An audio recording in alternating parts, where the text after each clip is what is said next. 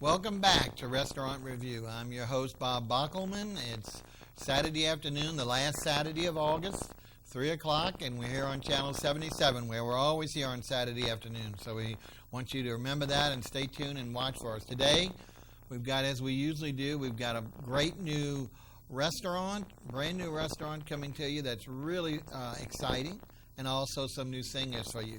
But we're also going to be celebrating something that's new, a special festival that will be held the following weekend on Labor Day. So it's the Italian festival in our neighboring parish, Kenner, in a place called Rivertown. Rivertown is a collection of museums, restaurants, shops, all done at the riverfront on the edge of, right on the Mississippi River. It's just really a renovation of the old buildings there, all clustered together for your convenience. And this year they're having a great Italian festival on September the 6th, which is the Labor Day weekend, and the 7th, I believe. We'll talk more in details when we get to the singers. Now, without further ado, we want you to go ahead and we'll go ahead and take a walk to the back of the studio and meet our singers who are, again, part of that festival. Please follow me.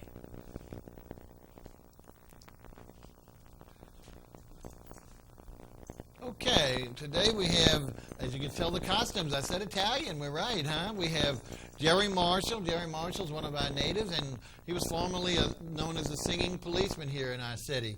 And we have Julie Council, and as you can see, they're perfectly attired for the Italian Heritage Festival coming up Labor Day weekend in Kenner's Rivertown. Now, these two are representative of their group called the Spumoni Singers, apropos, is that right? Spumante. Oh, okay. Well, sorry on that, but just as good, just as appropriate. Tell us, Jerry, you said you're obviously a native. You talked about it. But Julie, you're from Texas. But you've been here a while, so you want to be a native, right? I don't want to go back to Texas. Don't want to go back to Texas. Good. Now, I know we're going to do all Italian favorites today as part of your group and in conjunction with the festival, but you do other music as well. Is that right? Excellent. Great, great. Well, let's talk about a little bit about the festival for those who don't know. It is going to run from Friday through Sunday. Is that right? Friday and Saturday, or Friday through Sunday? Do y'all know? Okay. Saturday is our day. Okay. And it runs after work from 5 to 9 on Friday, and then from noon to 10 p.m. on Saturday. Now, they're going to have wonderful cuisine. In fact, we'll be telling you about that in a moment, because our featured restaurant is a mainstay of this particular festival. But these particular folks, along with a lot of other musical groups, are going to appear. Y'all going to be on Saturday from 4 to 6. Is that correct? That's right. Great. So the folks can come out there, and there's going to be all kinds of other groups and a lot of other entertainment. So we appreciate the PR folks from the Italian Kenner Chamber of Commerce, who was nice enough to give us all this information. This is their 5th annual Italian Heritage Festival. Okay, what are you going to do for your first song for us today? I know it's an old Italian favorite, right? Yes, it is. Funicola. Okay, take it away.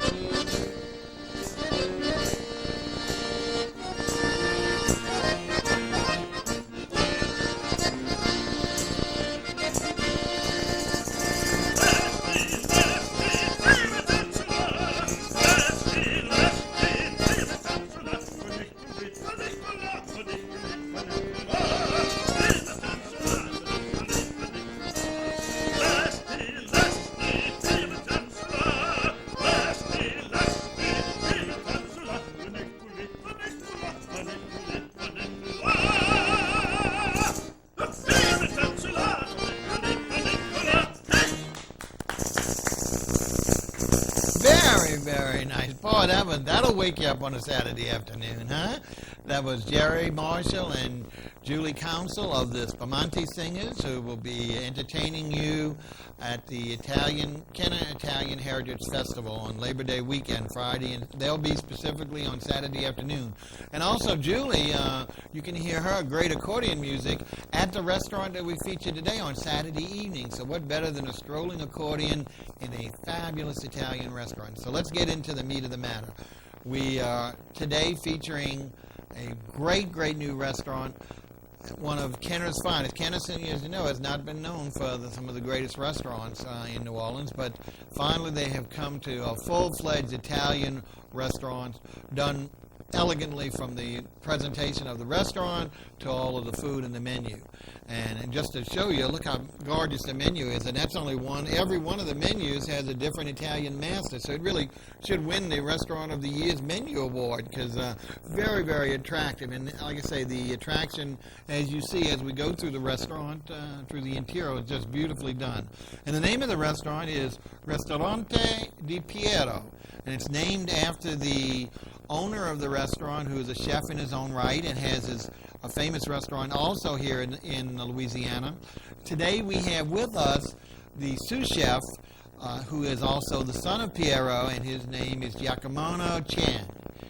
Welcome to the show. How are you? Great. We appreciate y'all coming out, and tell us a little bit more about your father's background and when he came here, and just the whole idea, and also why he chose to open his second location here in Kenner. Well, he started, obviously, in Italy, and he met with the wife who is from New Orleans originally. Okay. So what happened was that after living there 20 years, they decided to move back to the States, become homesick. But the culinary, his businesses, or his family businesses, were all in the region of northeastern Italy on the coast side, and very successful, huge restaurants. It was really great business-wise for the restaurants. You know. Okay. So his restaurant is mainly northern Italian dishes? It's a very typical, I wouldn't even consider it, it is northern Italian. It's typical of the Romagna region, which is very different in its own way. It has a lot of seafoods extremely amounts of seafoods. Which is so important here in our state. And exactly, but you can't get all the seafoods, right, so right. they use what they can use for seafoods. Very popular in that region is the homemade pastas. which are egg and flour homemade pastas.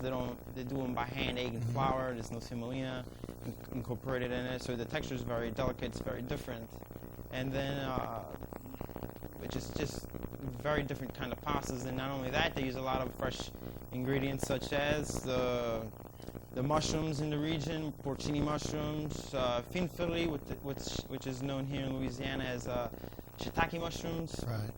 And then they use a lot of arugula, which is not very popular, but introducing it, people are loving it really much. Well, we'll hit more on the ingredients as we go through the dishes. Why did your father decide? Now, of course, you didn't say his first restaurant is in Ponchatoula. Is that what it's called? Correct. And it's called Il Posatore. Right. It's in And Ponchatoula. it's received rave reviews. And so, tell us why he decided to open one down here in Kenner in the Rivertown. Right. So he decided to open one here because he felt that Kenner needed, and actually New Orleans as well, needed more of an authentic style cuisine. And Kenner was the perfect place for it because they don't have too many great restaurants in Kenner. Right. So you want to be obviously going to be the top-notch leader. That's what he is shooting, and it's all about passion. It's all about just one guy with this passion for what he wants to bring to the people from his region. So and a lot of people try to do differently by telling him, try to do this and this, but he wants to stick to the authentic, roots. and that's always important. the best. That's right. Now, for the folks who've seen it, you can see this is a wonderful cottage that has been totally renovated, beautifully furnished. Like I say, the pictures don't do it justice. Magnificent green walls with Italian master paintings all around, beautiful mantelpieces. All of the draperies, the shears are made of silk with fabulous tapestry accompaniments. It's just really, really phenomenally done. So, first of all, visually, it's stunning once you go in from the outside as well as the inside. The inside is just magnificent. With two separate dining rooms, one a little more intimate, the other one full scale, but able to... You seat about how many? About 50 folks? 50 comfortably. Okay. And you're open for lunch and dinner, is that right? Correct. Now, what day are you dark on? Is it Mondays? Mondays is closed. Closed, okay. So you're open for lunch Tuesday through Friday? Tuesday through Saturday. Saturday for lunch, and dinner right. Tuesday through Sunday. And Tuesday through Saturday as well, lunch and dinner. Sunday is only lunch. Oh, yeah, okay, only lunch. Okay. So Tuesday through Sunday is lunch, Tuesday through Sunday is dinner. Correct. Okay, great. Well, that's great. And because of its size, I don't think reservations are necessary, but I certainly would recommend it because this place is taking off with the elegance of the place and the food. Obviously, a lot of the residents have found out about it who live nearby, so people who live a little further here in New Orleans or in Jefferson Parish who will want to try this out, especially on an weekend evening, you want to certainly give them a call and try and make sure you save yourself a table.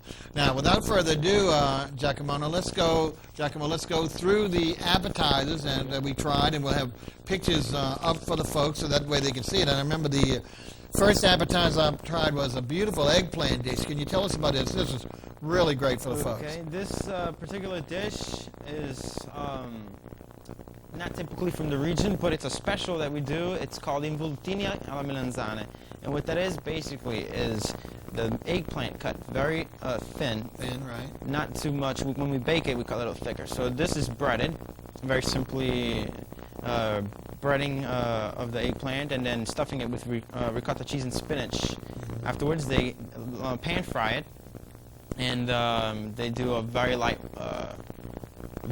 what they call here marinara sauce. Sauce, we call it, right. Right, marinara sauce, and topped with fresh mozzarella cheese. Fresh, yeah, excellent. It really is. This is a great, and it would be great if you have another diner with you because eating two of these folks would certainly fill you up before your regular entrees or your salad. So certainly this is a great appetizer to share among another diner, but really very, very authentic and very interesting. Not too heavy because the sauces, as he mentioned, are very, very light, but really a tasty treat. Okay, now let's move on to the second. This one is really great. This is your fungi ripieni. The fungi, everybody knows that as mushrooms. Right. These are your stuffed mushrooms. Look how pretty that is, folks. What a great appetizer. Tell us what it's stuffed with and the sauces, please. Well, the stuffed mushrooms is with a breading, of course, made with Parmesan cheese, parsley, Very, very simple ingredients. They stuff the mushrooms and bake them in the oven. Then it's done with white wine, lemon butter sauce, mounted and poured over with some baby greens and fresh lemon. Really nice. Again, a light dish, and would be great for you to try with more than one diner. Obviously, so many mushrooms you got. So even though I could put away 3 easy at the same time, it would be much better if you have a nice group to be able to try this one as a great share with your diner plate. Okay, now this, I always tell my audience that, especially New Orleans restaurants, one of the real good signs of a good New Orleans restaurant is its bread. Now, whether they make it there, of course, which is always the most important thing, or whether they buy it from a local vendor, the key is what type of bread and how fresh it is and what type of presentation. Well, even though we're not talking about the normal bread served on the side here, we're talking about a bread appetizer that truly is something that should be shared by everyone, because we're talking about wonderful bread with 5 different toppings, and it's called crostini misti. Wait till you see this, folks. I'm telling you, this is very, very much more than for one, and at the same time give you a sample of all the different ingredients and sauces on each one. Can we talk about this in depth? Because I know you had five crostettes of bread, and then each one contained a different sauce. Okay, homemade bread, Right. which is typical of both Tuscany and Romagna regions, in a way that they do this crostini style bread. This 5 different toppings crostini style bread. Toppings, 3 of the toppings on the breads are cream based. Right. You have spinach. Right. You have mushrooms, and you have a bell pepper. Okay. All those are cream based toppings. The other toppings are salami di Genova, which is incorporated with the light scamata cheese, and the last one. Why don't you explain that one a little bit more, because not everyone would understand what that is. Okay, scamata cheese has the texture more of provolone cheese. Like provolone? Right, So much provolone. Okay.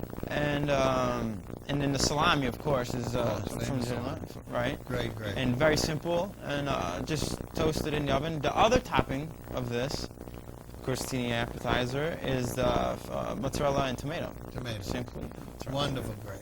I'm telling you, folks, these are 5 different flavors that, even though you want to eat all 5 to taste, at the same time, you really can't eat all 5 wholly. So this is your dilemma that you face: how to taste each one of them without being a glutton. So I would suggest that maybe you take your knife and slice a portion off each one and pass it around, so that way each one of your diners can taste, because these are really taste treats, each on its own, but at the same time having the 5 sampler plate is just fantastic. So this is really a great way to start. Now, this is not, like I said, to be confused with the bread that would be served with your regular dish, but it certainly is a way to start. And there's no reason why you can't use the breads during the meal in addition to the bread you serve. But this is something I think you really want to try. Okay, well, they have several other appetizers. If we have time, if we don't have any picks, we'll come back to it. But let's go ahead and move on. We like to look at our soups and our salads. And I believe the soup is next. This, if it is, nope, I was wrong. Okay, this is one of our salads, huh? This is the gamberi con rucola e grana. I know I'm messing this up, folks. Giacomo, tell us, this is really a beautiful presentation. Very, very light. Great for the summer right now for a salad. But again, this is something that I think you would certainly enjoy. Tell us about this, please. Well, this is also very simple. This cuisine is very natural in, as they call it, a la natura. I don't know how they call it actually. But they don't use too many spices and things like that. Okay. So this is super simple. It's arugula, which has a lot of flair of its own. Oh, of course. Arugula leaves. And then the jumbo shrimp. What do you do? Do you braise them? How do you do the arugula leaves? The arugula leaves are just simply Plain? clean. This is baby arugula. Yeah, okay. Which is, they just kind of, after cleaning, of course, they plate it, and then they do the shrimp, which are basically boiled or blanched. Right. And then they butterfly them, and do a marinade with virgin olive oil Parmesan cheese. Wonderful Parmesan cheese, really has the flavor. Well, I think the olive oil gets to the I'm used to braising the arugula, but at the same time, I think once the warm shrimp and the olive oil gets into the arugula, it gives it, so it's not just a crispiness of a lettuce or something like that. And then the top cheese that you've done in the points, what is that? The leaves of Grana Padano cheese, or Parmigiano Reggiano, as most people are familiar with, and then the dressing itself is simply an olive oil and lemon juice dressing, which is called actually it's more like, it's not an infusion, but it's just very simply olive oil and lemon juice. And very pristine, very light, it's very pure. Salt, not a lot of ingredients, but certainly very light. So this would makes a lovely lunch item because it's very light, but you're getting a little sustenance with the shrimp as well. Okay, now let's see whether we're moving to the other salad or the soup. Yes, this is a great. Everyone loves a wonderful tomato, onion, and cheese. That's always equated to a great Italian salad. And this one is just done. You can see the presentation with the balsamic vinaigrette. But let's talk about it in detail because this is really a delightful salad. Please. I know you have a name for it, and I didn't remember. The name for this salad is called Passatore salad. And the name comes from the character of the Emilia-Romagna region, which I might explain if I have enough time afterwards. Okay. What this salad is also simple. Well, it's a tomato. We use Creole tomatoes. Right, very local. And we use them because they're available. And they used baby greens for this one. Very mildly seasoned with salt and pepper.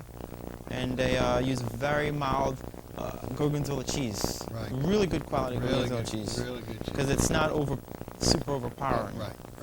Then they do the shaved red onions. Right, which is so perfect. Right. It adds, the red onions are not like white onions, which are overpowering. Yeah, much milder and very mild. Those thinly sliced are not chunky or crunchy, so they're just perfect on the blend. And then the sauce is a caramelized balsamic vinegar sauce. Okay. I knew it had balsamic vinegar in it, but I didn't know you'd caramelize it. It not caramelizing by adding sugar, because when you heat balsamic vinegar, it releases its own sugars. Sugar, huh? Right, natural sugars. And they just add amount called butter, and once it's reducing, and then they pour it over the beautifully presented. You can see that, folks. So this is really for those who eat the typical Italian tomatoes and onion and cheese salad, this will really be a highlight. I would hardly recommend, but again, it's quite filling with all the cheese. All right, now let's move on. One of my favorite soups, and again, we always talk about on my day years ago, it seems like everything was always available on the menus, and then all of a sudden things got out of fashion. And I guess the first thing to go is with things that were the hearty dishes, or what we call the peasant dishes, the really good food, the food that was stick to your ribs, that made you feel comfortable, but didn't have perhaps the snob appeal that so many dishes had. Well, fortunately, it's retro time, and more the restaurants are going back to a lot of the dishes that truly were wonderful, but have just been left off because maybe they didn't have the name or the snob appeal or whatever. And one of my favorites is pasta fagioli, which is a bean and pasta soup. And this one was quite unusual and quite delicious, and great to see it standardly on the menu. Can you tell me a little bit more about it, please, Dr. Mo? Pasta fagioli, very popular dish, not only in our restaurant but in many other restaurants. And they do this one a little bit differently. Right. Why? Because it has badly cut homemade pasta in there. I call that rags pasta. Rags. But I don't know which one sounds bad. Badly cut sounds like, well, maybe you made a mistake, But rags, you think of it as maybe pulled as opposed to what it is cut. And the reason why they call it badly cut is because when they're making the pastas, which we make tons of pastas, the leftover pastas, the leftover pieces of the pasta, they don't throw away. We chop them up any kind of way, and we use those to incorporate in our soups or anything like that. But it's very interesting because it's simple and very good. And the red bean is soup with virgin olive oil, a little bit of salt and pepper. But now, and this is what I found also most unusual, is almost every one of the pasta fagioli I've had have not used the red bean. They've used a white bean or a lime, some of the others, but never done it with the red beans. And of course, that's so popular here in New Orleans. The red bean is served every Monday on a rice dish. what a great flavor to mix that with the pasta. So I'm telling you, folks, if you want something that is really tasty, this is a great soup dish and it brings back a lot of memories, and you're going to be totally comfortable once you've eaten it. Okay, now we do have other things, but we're going to go ahead and try and move on to some of our pasta and our actual entree dishes, so that way folks can get some examples before we move back to our musicians.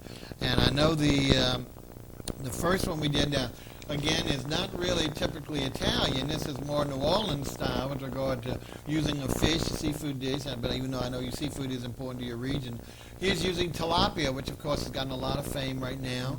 And let's see if we can see it again. It's a very light dressing. Tell us more about that with the combination in the shrimp. Okay, this dish, tilapia, is very popular in Louisiana.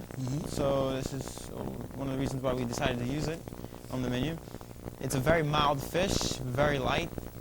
It's and then how they prepare this is basically very simple. Also, they flour it very lightly and pan sear it in butter or olive oil, whichever they use, and then they do basically another white wine lemon butter sauce with shrimp and artichokes, and they incorporate that over the fish with the gratin potatoes, which are, we call them milk potatoes, because they're baked in an oven with milk, Parmesan cheese, layer after layer of these potatoes and butter. It's really tasty.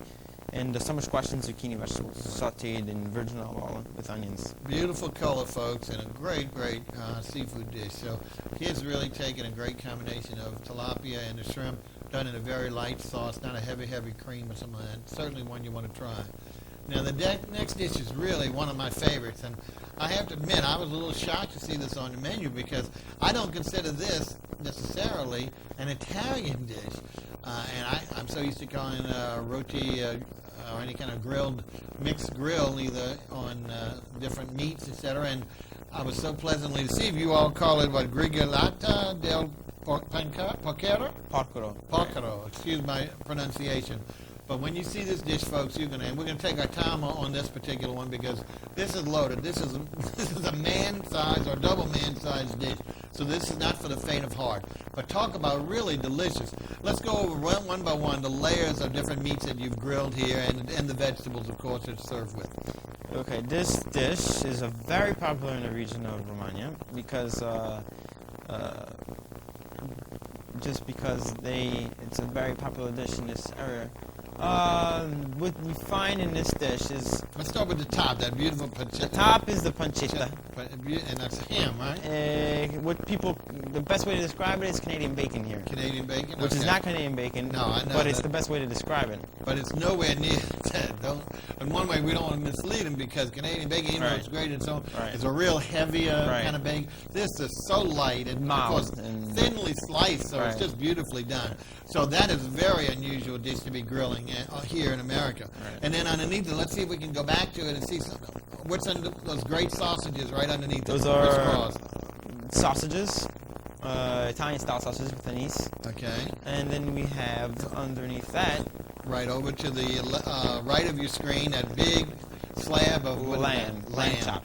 Wonderful lamb. And then over there to the left, down the thing, is a whole pork chop. Is that pork right? chop, exactly. So, folks, we're talking about 4 different meats, all grilled to perfection. Just really hearty. This can be eaten any time of the year. And like I say, it's just really too much for an individual. And I notice you also grilled the fabulous eggplant on the side. Right. But then served them with I call steak fries. I don't know what you call the fries, but that really added a little Americana touch to it. Even though you can probably tell me that's not. That's true of Romagna, maybe. Exactly. It's also very popular. Those patatone alla contadina, they call that. Okay. And it's potatoes from the farmers.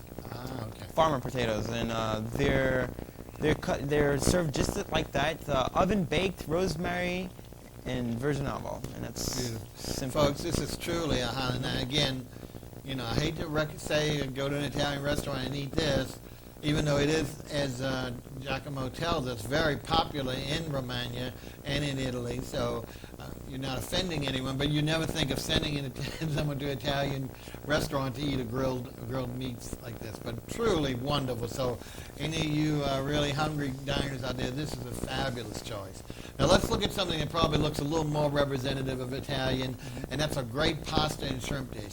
This was delightful, folks. Tell us a little bit more about this, please. How is it called? This is called strozzapreti al cervese. It is basically handled pasta, egg and flour, and it's done with Gulf shrimp, brandy flambe, and peppers, and a very light marinara sauce that we make ourselves. Amazing, and that's the thing I'm really impressed with is your marinara sauce being so light, because unfortunately most that I'm familiar with are much heavier.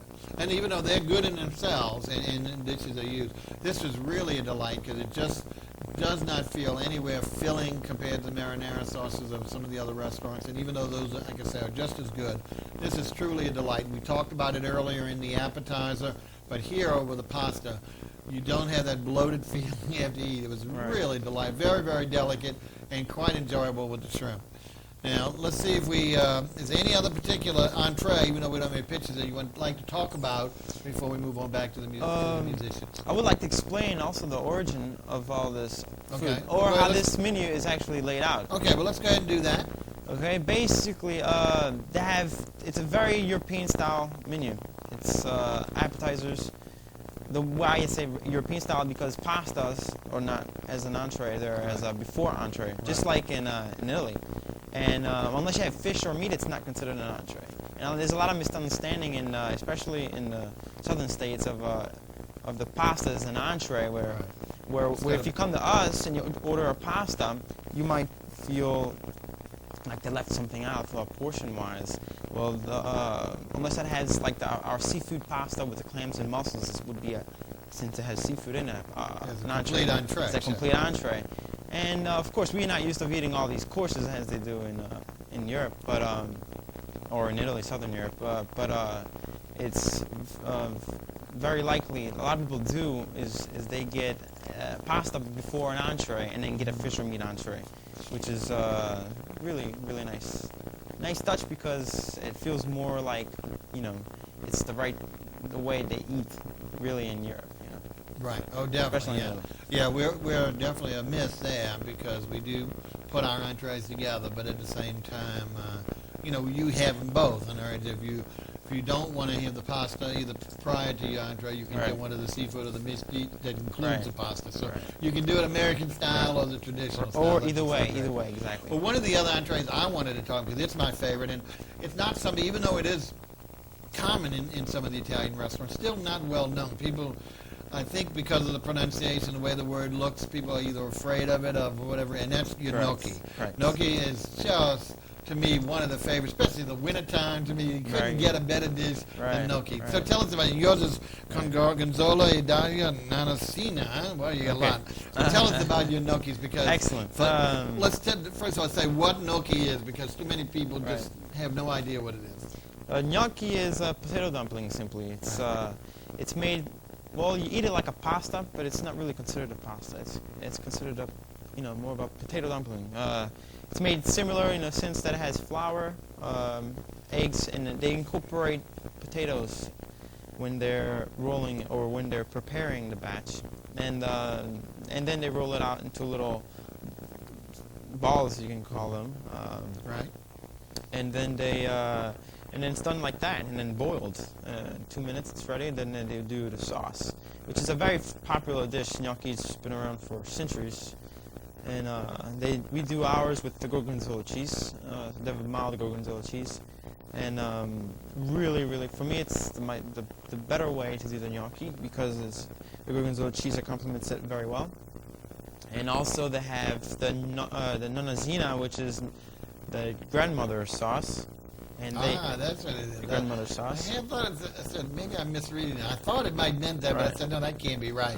So tell us what the grandmother sauce is. Grandmother sauce would be the mother of Piero, and she basically, it's simply a blanched tomato, boiled tomato. And they do a white wine, garlic, and pancetta. Yeah. In searing, basically they sear it, saute it, and then they flambe with white wine, and then they do with the blanched tomato, and break it up in the pan and toss it with the gnocchi. So there's no sauce on it except for the blanched tomato and the pancetta, which is super good, super light, basil in the ends, and it's delicious. It's really good. I'll tell you, folks. Also, on a plate of regular pasta is super good. That sauce. That same sauce? Same sauce. So Super you good. also have it either listed or people can ask for it? You can know, ask regular for it. Well, it's delicious. that's the truth. Gnocchi by itself is basically the same. I mean, it's the sauce that determines not only the quality but the difference. So Right. this one really sounds good, and I'm certainly going to be trying that in the near future. Now let's talk about one or two more dishes because we want, even though we have some great pasta dishes, let's talk about, and I know we don't always emphasize this, but again, and Italian restaurants do things not only with seafood but a lot of meat as well. And here's another one here: medallions of beef, filetto e pepe verde. This really sounds great, folks. Try this one for us, please.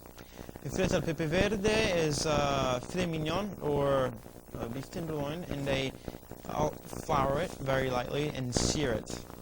Then they prepare in the same pan. They do the brandy flambe Cape peppercorns and add whipping cream in the end. So that's, and of course they add the Tabasco and a little bit of just for a little bit of spice, and then they pour it over the filet mignon, and they add roasted potatoes that you've seen on the grigliata, and tomato grated and stuffed, and the eggplant.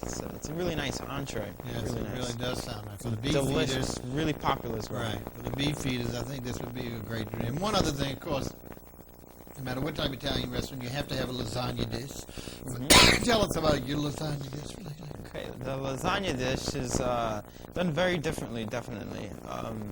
In terms that we use, well, the lasagna with the pasta with the spinach, and it comes out green in color. It's mostly for, you don't really taste too much the spinach, but it has a lot to do with the tradition of the spinach lasagna called, it's actually from the region of Romagna as well, but from the town of Bologna. It's Bolognese pasticciata, which means messy, basically, in Italian. They layer that with the ragu that we make in the restaurant with veal, pork, and beef. And it takes it's a 4-hour process of our bolognese with julienne vegetables and red wine and the fresh tomato. And then they incorporate that with bechamel sauce, which is done with basically like a roux. It's milk and flour and butter, and they reduce it, and it comes out like a thick cream almost. Right. And they layer that with the lasagna. With the pasta, and they layered it with the meat. So it comes out really, really well, and it's very, very different. It's delicious. You won't find any red sauce on it because they don't really, it's not typical of the region to put the marinara sauce over it, but you'll find maybe a piece of scammozza cheese on top and baked in the oven.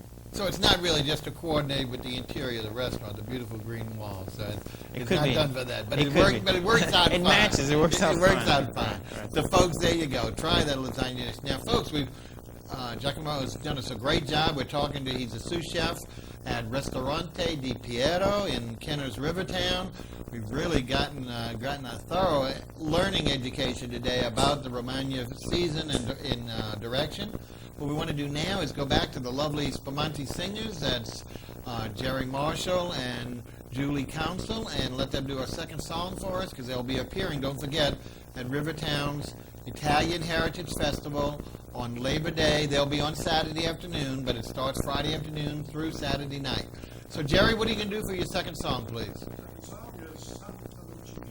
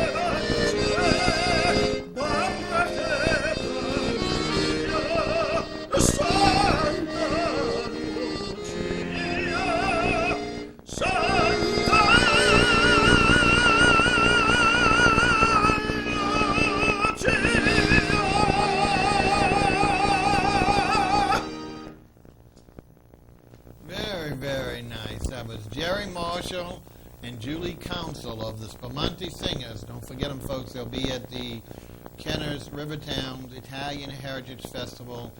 They'll be appearing on Saturday, September 6th, between 4 to 6. And don't forget also, you'll hear Julie's strolling accordion in the restaurant we're speaking to today, Ristorante di Piero, which is located in the heart of Rivertown, right a block down from the Mississippi River, in the middle of the whole festival.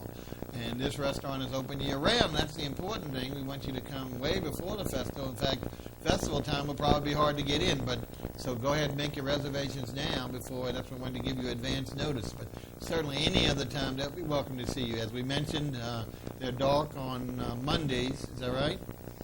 And the rest of it's Tuesday through Saturday they have lunch, and Tuesday through Sunday's dinner. Or did I get it mixed up? Tuesday through Saturday, lunch and dinner, and Sunday just lunch. Lunch only. There we go. I got it straight. Okay, so what a great place for Sunday lunch, huh? Finally, Kenner has something to really draw you out there. This would be a great, great deal. And you can stroll around and see some of the museums after you like, or take a walk and see the river, but most importantly, have some of the finest dining in Kenner. We're talking to the sous chef. This is Giacomo Ciani of Ristorante di Piero, and we're just about ready. Our director's jumping us, but he wants us to get into the desserts. We certainly are filling up today easily. And this first dessert, I wanted to take it because it is certainly not one of the traditionals. The other two we'll see are certainly traditionally in almost every Italian restaurant, but this one not so much. And it's called zuppa inglese.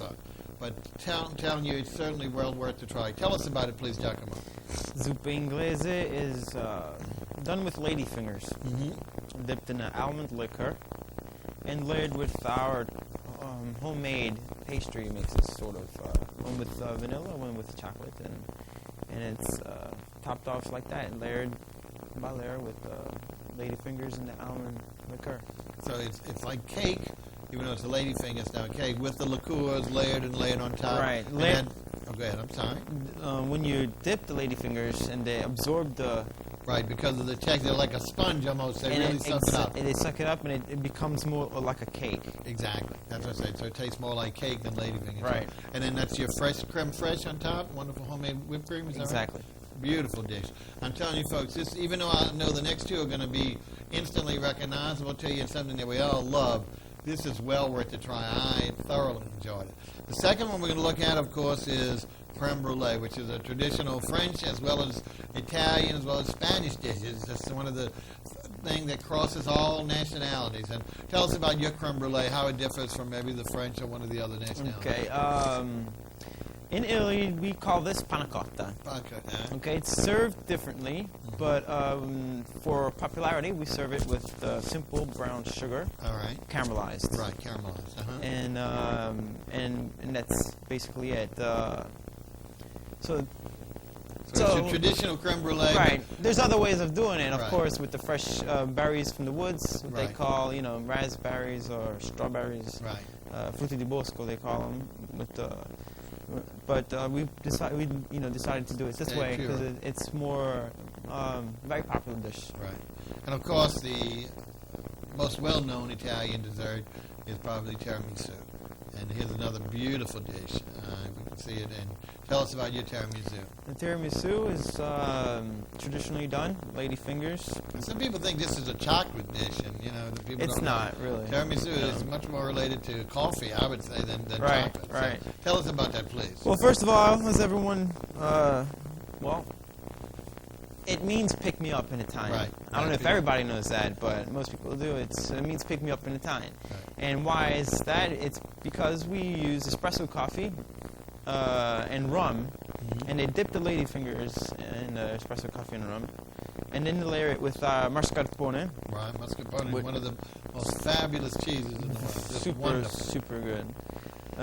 Very, very good cheese. And then they layer that with the ladyfingers and then topped off with fresh Belgian chocolate. Shavings. Shavings, that's Right. truly a great inspiration. So if you're a tiramisu fan, try the authentic one here. Even though I'm telling you, I'm leaning toward the zuppa inglese. I really want you to try that. But lastly, even though we don't have a picture, and this is very important, especially now in the hot summer days, they make their own ice creams and sorbet, homemade gelato. Tell us about a few of these so that to tempt the folks before we move on. Okay, well, our famous one is the vanilla ice cream, the vanilla gelato. And then we also do the pistachio gelato. Pistachio, wonderful, but the nuts, yeah. Right. All homemade, and gelato is very, it needs to be done every day. If Right. not, it's not gelato anymore. It has to be done every day. And our most famous ones are the ones with vanilla. And if we get around to it, we do it with the fruits and different things like that. We do incorporate it in one of our desserts, ananas al gran marnier, which was not seen, but it's basically pineapple, vanilla ice cream, kiwis, fresh strawberries, fresh oranges, drowned in Gran Marnier. Beautiful fruit. Very perfect. I mean, it's really nice for the summertime.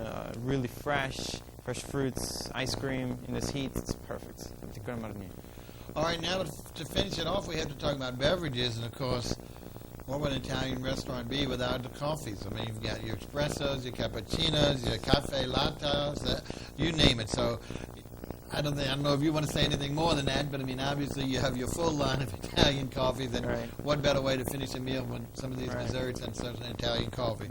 But there's also typical drinks, your iced tea, your soft drinks. You have, of course, a wonderful Italian bottled water, which I enjoy. And you have both beer and wines, house and imported. But tell us a little bit about your wines, because I know you are gravitating, obviously, to the Italian. So tell us just Right. a little bit about your philosophy in that regard. Well, we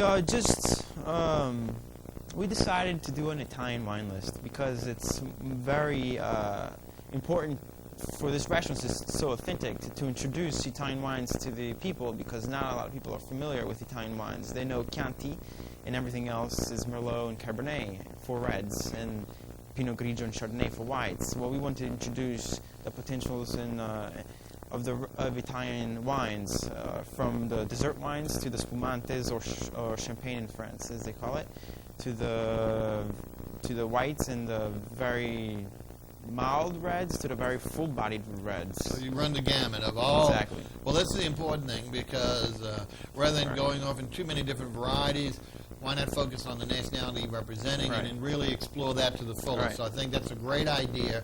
So, folks, here's a great chance to try all different Italian wines to supplement these magnificent dishes.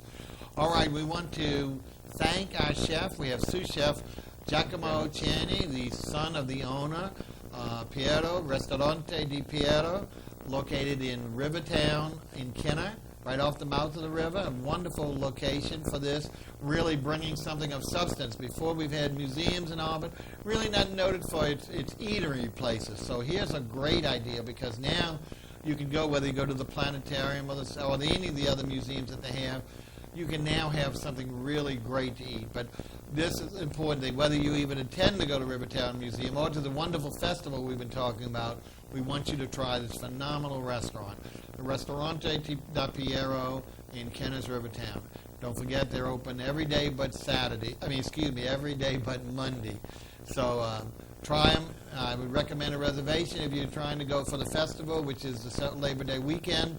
But other than that, I know they'd be happy to accommodate you. So it's well worth the trip if you're outside of Kenner. We want to thank him very much for coming and doing a wonderful job on behalf of his father and the chef and the restaurant staff. You'll certainly be welcomed, and you'll just really be made to feel at home. So you really make yourself comfortable in this great, great surrounding.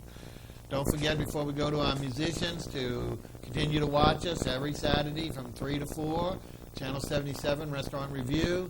And don't forget, if you are a radio listener, on Tuesday mornings from 7:30 to 8, we are on WSMB, 1350 AM on your dial, the New Orleans Living Magazine. And next Tuesday, we'll be featuring this restaurant for you all in delight, so you can know exactly what we've talked about here on the show. But we talk about a lot of restaurants and a lot of chefs during those 20 minutes. So stay tuned to that. Watch for us coming out after Labor Day, and we'll see we've got a whole new set of restaurants and musicians for you. And now we want to go ahead and return it to, remember, the Spumante Singers will be at the Italian Festival on Saturday afternoon. We have representing them Jerry Marshall, the vocalist, and Julie Council, the accordionist. And Jerry, what are you going to take us out with, please? We're going to go out with the theme song of Italy that the three tenors have made. So, O Sole Mio, my son.